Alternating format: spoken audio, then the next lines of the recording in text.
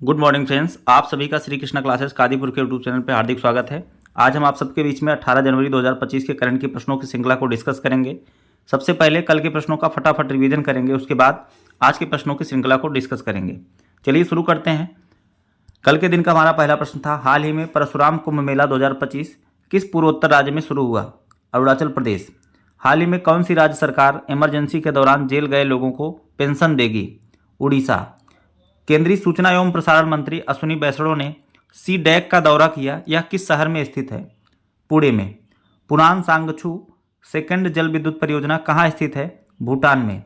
हाल ही में किस देश ने तमिलनाडु के कुडनकुलम में बनाए जा रहे छठे 1000 मेगावाट परमाणु ऊर्जा संयंत्र के लिए 320 टन रिएक्टर पोर्ट से भेजा है? इसका जवाब हो जाएगा रूस।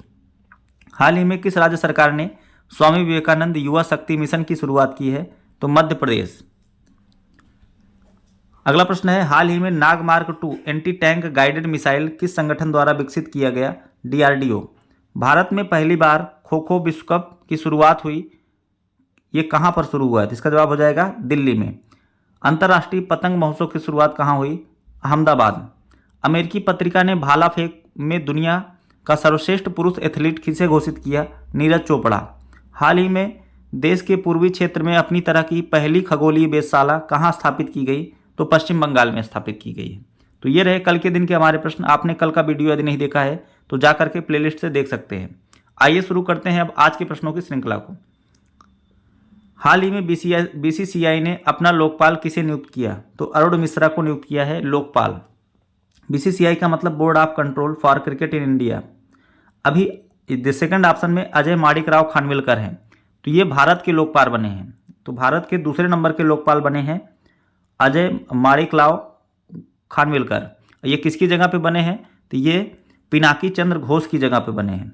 तो दूसरे नंबर के लोकपाल हैं अजय माणिकराव खानविलकर और बीसीसीआई के लोकपाल बने हैं अरुण मिश्रा। बहादुर सिंह सागू जो थर्ड ऑप्शन में है, इनको भारतीय एथलेटिक महासंघ का अध्यक्ष नियुक्त किया गया है। ठीक है, तो एथलेटिक फेडरेशन ऑफ इंडिया के अध्यक्ष बन गए हैं बहादुर सिंह सागू। तो बीसीसीआई के लोकपाल बने हैं अरुण मिश्रा। आइए जानते हैं बीसीसीआई के बारे में। बीसीसीआई का फुल फॉर्म होता है board of control for cricket in India. इसकी स्थापना 4 दिसंबर 1928 को। मुख्यालय इसका मुंबई के वानखेड़े में है। अध्यक्ष हैं रोजर बिन्नी। सचिव भी बने हैं देवजीत सैकिया, जो कि जय शाह के स्थान पर बने हैं। जय शाह को अब बना दिया गया है आईसीसी का अध्यक्ष। फर्स्ट प्रेसिडेंट कौन थे बीसीसीआई के? तो आर ई ग्रैंट गोवन। ये एग्जाम में पूछा जा चुका है। अभी बीसीसीआई ने उत्कृष्ट केंद्र कहाँ पर खोला है? तो इसका जवाब हो जाएगा बेंगलुरु में। ठीक है, आप लोग कमेंट बॉक्स में बताएंगे आईसीसी का हेडक्वार्टर और आईसीसी के वर्तमान में जो है सीईओ कौन है। ठीक है, कमेंट बॉक्स में बताना है। अगला प्रश्न है, हाल ही में भारत ने ब्रह्मोस सुपरसोनिक क्रूज मिसाइल के लिए निर्यात के लिए किस देश के साथ डील किया है? इसका जवाब हो जाएगा इंडोनेशिया। तो अभी भारत ने इंडोनेशिया को ब्रह्मोस सुपरसोनिक क्रूज मिसाइल के निर्यात के लिए $450 मिलियन के सौदे को अंतिम रूप देने के करीब पहुंच चुका है, जो दोनों देशों के बीच रक्षा सहयोग को एक महत्वपूर्ण कदम माना जा रहा है। ठीक है, तो दोनों देशों के बीच में अभी समझौता हुआ 450 मिलियन डॉलर का। और यह जो है डील इंडोनेशिया को फिलीपींस के बाद दूसरा आसियान देश बना देगा जो इन एडवांस मिसाइलों को हासिल करेगा, जिनकी रेंज 290 किलोमीटर है। तो ब्रह्मोस सुपरसोनिक जो मिसाइल है, इसकी रेंज 290 किलोमीटर है। अब आसियान कंट्री में एकमात्र ऐसा देश था फिलीपींस जो ब्रह्मोस सुपरसोनिक मिसाइल को खरीदा था। अब ये दूसरा देश बन जाएगा इंडोनेशिया। इंडोनेशिया जो है अभी ब्रिक्स का 10वां सदस्य भी बना है। इंडोनेशिया की बात की जाए तो राजधानी इसकी जकार्ता है। मुद्रा है इंडोनेशिया रुपया। राष्ट्रपति हैं प्रबोतो सुबियांतो। अभी ब्रिक्स का 10वां सदस्य देश बन गया इंडोनेशिया। इंडोनेशिया के राष्ट्रपति 26 जनवरी 2025 को भारत के गणतंत्र दिवस के अवसर पर मुख्य अतिथि के रूप में शामिल होंगे। ठीक है, प्रबोतो सुबियांतो। ये सभी चीज़ें आपको याद रखना है। अगला प्रश्न है, हाल ही में पीएम नरेंद्र मोदी ने एशिया के दूसरे सबसे बड़े इस्कॉन मंदिर का उद्घाटन कहाँ किया? इसका जवाब हो जाएगा मुंबई में। तो मुंबई में प्रधानमंत्री मोदी जी के द्वारा एशिया के दूसरे सबसे बड़े इस्कॉन मंदिर का उद्घाटन किया गया है खरघर में। इसका नाम है श्री राधा मदन मोहन जी मंदिर, ठीक है। इस मंदिर का नाम है श्री राधा मदन मोहन जी मंदिर और नवी मुंबई में यह स्थित है, खरघर में। यह मंदिर 12 वर्षों में 117 करोड़ की लागत से बना है और एशिया का दूसरा सबसे बड़ा इस्कॉन मंदिर है। यह मंदिर आध्यात्मिक और ज्ञान का संगम है, जिसमें कई सुविधाएं हैं जो इस्कॉन के समाज सेवा के मिशन को दर्शाती हैं, ठीक है। अगला प्रश्न देखते हैं। CII के पूर्व महानिदेशक तरुण दास को हाल ही में किस देश ने मानद नागरिक पुरस्कार से सम्मानित किया? इसका जवाब हो जाएगा सिंगापुर। तो आपको पता होना चाहिए कि सिंगापुर के राष्ट्रपति जो है षणमुगरत्नम वर्तमान में भारत के दौरे पर आए थे, ठीक है, और इन्होंने ही तरुण दास को सम्मानित किया है। तो भारतीय उद्योग परिषद के पूर्व महानिदेशक तरुण दास को सिंगापुर के मानद नागरिक पुरस्कार से सम्मानित किया गया, जो गैर सिंगापुर निवासियों में से एक प्रतिष्ठित सम्मान माना जाता है। यह पुरस्कार उन्हें जनवरी 2025 को नई दिल्ली में आयोजित एक समारोह के दौरान सिंगापुर के राष्ट्रपति थरमन षणमुगरत्नम द्वारा प्रदान किया गया। अगला प्रश्न देखते हैं। सोनिया गांधी ने कांग्रेस के नए मुख्यालय का उद्घाटन किया, इसका नाम क्या है? इसका नाम है इंदिरा भवन।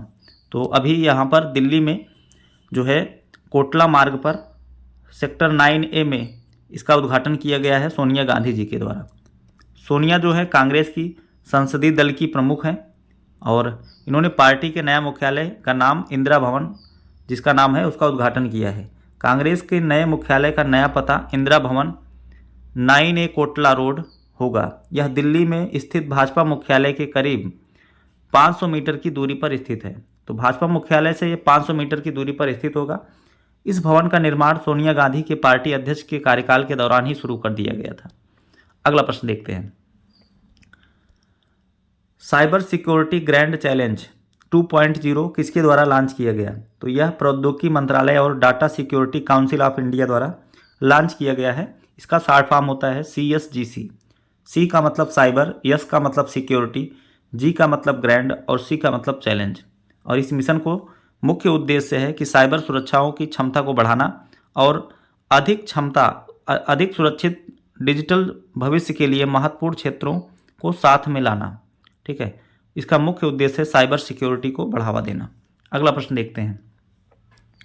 हाल ही में PM संग्रहालय और पुस्तकालय समिति का अध्यक्ष किसे चुना गया? इसका जवाब हो जाएगा निपेंद्र मिश्रा। तो प्रधानमंत्री संग्रहालय और पुस्तकालय समिति का फिर से अध्यक्ष नियुक्त कर दिया गया है निपेंद्र मिश्रा को। इनका कार्यकाल जो है 5 वर्ष के लिए होता है, ठीक है, 5 वर्ष के लिए इनका कार्यकाल होता है। प्रधानमंत्री संग्रहालय एवं पुस्तकालय समिति का काम प्रधानमंत्री संग्रहालय एवं पुस्तकालय का प्रबंध करना होता है। इसकी स्थापना 1 अप्रैल 1966 को हुई थी, ठीक है। जो इसे पहले नेहरू स्मारक संग्रहालय एवं पुस्तकालय के नाम से जाना जाता था। 2023 में भारत सरकार ने इसका नाम बदल करके प्रधानमंत्री संग्रहालय कर दिया। यह पहले भारत के कमांडर इन चीफ का निवास हुआ करता था। 1948 में भारत के प्रथम प्रधानमंत्री पंडित जवाहरलाल नेहरू ने इसे अपना आधिकारिक निवास बनाया था। यह ऐतिहासिक 3 मूर्ति परिसर नई दिल्ली में स्थित है, ठीक है। तो जो है जब 1964 में इसकी जो है हमारे देश के पहले प्रधानमंत्री पंडित जवाहरलाल नेहरू का निधन हो गया, उसके बाद इसको संग्रहालय में कन्वर्ट कर दिया गया। लेकिन बाद में 2023 में जब मोदी जी की गवर्नमेंट आई थी तो 2023 में इसका नाम बदल करके प्रधानमंत्री संग्रहालय कर दिया गया, जिसमें सभी प्रधानमंत्रियों से जुड़ी यादों को इसमें सजोया गया है। आइए जानते हैं कुछ इंपॉर्टेंट फैक्ट को। तो ये पूछा जाता है एग्जाम में, किस संग्रहालय को भारत का राज का ताज कहा जाता है? तो विक्टोरिया मेमोरियल, कोलकाता। भारत का सबसे बड़ा संग्रहालय कौन सा है? तो कोलकाता में है, भारतीय संग्रहालय इसका नाम है। इसकी स्थापना 1814 में हुई थी। अगर पुराना पूछा जाएगा तो भी यही होगा और सबसे बड़ा पूछा जाएगा तो भी यही जवाब हो जाएगा। भारत का पहला आउटडोर म्यूजियम शहीदी पार्क, जो कि दिल्ली में है, ठीक है, आउटडोर म्यूजियम है। अब आप बात करते हैं कि नया नया संग्रहालय भी बना है। देखिए, जैसे संविधान संग्रहालय का उद्घाटन ओम बिरला जी ने अभी सोनीपत में किया है। अभी हिंदी संग्रहालय बना है वाराणसी में, उत्तर प्रदेश के वाराणसी में ये बना है हिंदी संग्रहालय, ठीक है। अगला प्रश्न देखते हैं। हाल ही में सबसे ज़्यादा ग्रैंड स्लैम मैच खेलने वाले टेनिस खिलाड़ी कौन बने? इसका जवाब हो जाएगा नोवाक जोकोविच। नोवाक जोकोविच ने 403 ग्रैंड मैच खेलकर सबसे ज़्यादा ग्रैंड स्लैम मैच खेलने वाले टेनिस खिलाड़ी बन गए हैं। उन्होंने रोजर फेडरर को पीछे कर दिया है। रोजर फेडरर ने 429 ग्रैंड स्लैम जीते थे। ठीक है, रोजर फेडरर 429, इन्होंने 429 ग्रैंड स्लैम खेले थे और ये नोवाक जोकोविच 430 खेल लिए। तो सबसे ज़्यादा ग्रैंड स्लैम मैच जीता कौन है, तो भी जवाब हो जाएगा नोवाक जोकोविच। इन्होंने 24 ग्रैंड स्लैम जीते। राफेल नडाल 22 जीते हैं, रोजर फेडरर 20 जीते हैं। ठीक है, अब बात करते हैं ग्रैंड स्लैम होता क्या है। तो टेनिस में जो है साल भर में 4 बड़े टूर्नामेंट होते हैं जिनको ग्रैंड स्लैम के नाम से जाना जाता है। साल की शुरुआत में जनवरी फरवरी में ऑस्ट्रेलियन ओपन होता है, फिर अप्रैल मई में फ्रेंच ओपन होता है, फिर उसके बाद जून जुलाई में विंबलडन ओपन होता है और साल के अंत में लगभग सितंबर अक्टूबर में होता है यूएस ओपन। तो ये 4 ग्रैंड स्लैम होते हैं साल भर में। तो यहाँ पर अब इनका क्रम कभी कभी ऐसे पूछ लेता है कि स्थापना के आधार पर इनको व्यवस्थित करिए। तो सबसे पुराना जो ग्रैंड स्लैम है वो विंबलडन ओपन है, 1877 में जो है शुरू हुआ था।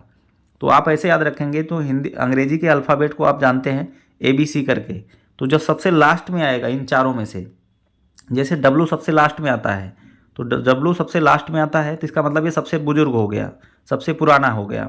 तो सबसे पुराना ग्रैंड स्लैम 1877 में विंबलडन। W के पहले जो आता है वो अल्फ़ाबेट में, तो वो U आता है, तो U हो जाएगा 1889 दूसरे नंबर पर। फिर F आता है 1891, फिर A आता है लास्ट में। ऑस्ट्रेलियन ओपन सबसे नया हो जाएगा 1905। ठीक है, तो आपको रटने की ज़रूरत नहीं पड़ेगी, आपको याद हो जाएगा इस प्रकार से। आइए देखते हैं अगला प्रश्न। हाल ही में प्लास्टिक मुक्त महाकुंभ के लिए कौन सा अभियान शुरू किया गया? तो 1 प्लेट 1 बैग। प्लास्टिक बैग और डिस्पोजल वस्तुओं की जगह दूसरे वस्तु को उपयोग के लिए 1 प्लेट 1 बैग अभियान शुरू किया गया।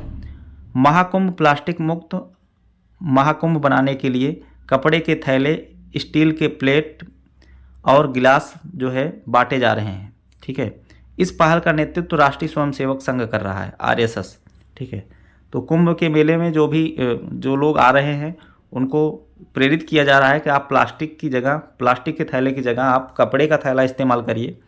यूज एंड थ्रो वाला ना इस्तेमाल करिए, ऐसा इस्तेमाल करिए कि जिसका उपयोग आप बार बार कर सकते हैं।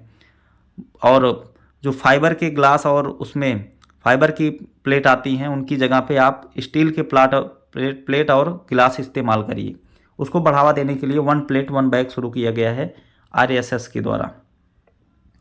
हाल ही में PNB के नए MD CEO के रूप में किसे नियुक्त किया गया? तो अशोक चंद्रा। पंजाब नेशनल बैंक के MD CEO बन गए हैं अशोक चंद्रा। इसकी स्थापना 1894 में, हेडक्वार्टर इसका नई दिल्ली में है। इसकी टैगलाइन है यू कैन बैंक अपान। ठीक है, अगला प्रश्न देखते हैं।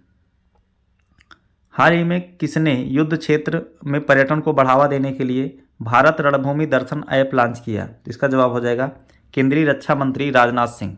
तो भारत रणभूमि दर्शन ऐप लॉन्च किया गया है राजनाथ सिंह के द्वारा। इसके तहत क्या होगा, जो भी पुराने युद्ध स्थल हैं, जैसे कि 62 में भारत चाइना का युद्ध हुआ था, 71 में भारत और पाकिस्तान के बीच में युद्ध हुआ था, और जो कारगिल की लड़ाई हुई थी 1999 में, तो इनको जो है सभी को एक ऐप के जरिए पर्यटकों को दिखाया जाएगा, और ताकि वो जा कर के वहाँ विजिट कर सकें और पर्यटन को बढ़ावा दें। ठीक है, तो रक्षा मंत्री राजनाथ सिंह ने भारत रणभूमि दर्शन ऐप लॉन्च किया। यह रक्षा और पर्यटन मंत्रालय के साथ साथ सेना की एक पहल है।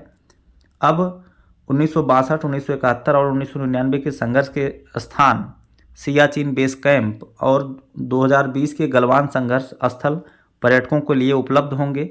भारतीय सेना सीमावर्ती क्षेत्रों और ऐतिहासिक युद्ध क्षेत्रों को पर्यटन स्थान में बदल रही है। ठीक है, तो जो ऐतिहासिक युद्ध क्षेत्र हैं, जो पुराने युद्ध क्षेत्र हैं जहाँ पर सेना से जुड़ी यादें हैं, उनको पर्यटन स्थान में बदल रही है भारतीय सेना। ठीक है, इसके लिए ऐप लॉन्च किया गया है।